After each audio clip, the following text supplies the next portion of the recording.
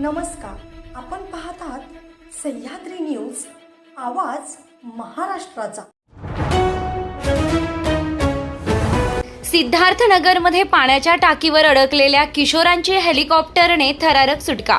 उत्तर प्रदेशातील सिद्धार्थनगर येथे पाण्याच्या टाकीवर तब्बल 16 तास अडकलेल्या किशोरवयीन मुलांची अखेर लष्कराच्या मदतीने सुखरूप सुटका करण्यात आली आहे। रविवारी पहाटे गोरखपूरहून आलेल्या लष्करी हेलिकॉप्टरने ही धाडसी बचाव मोहीम राबवली।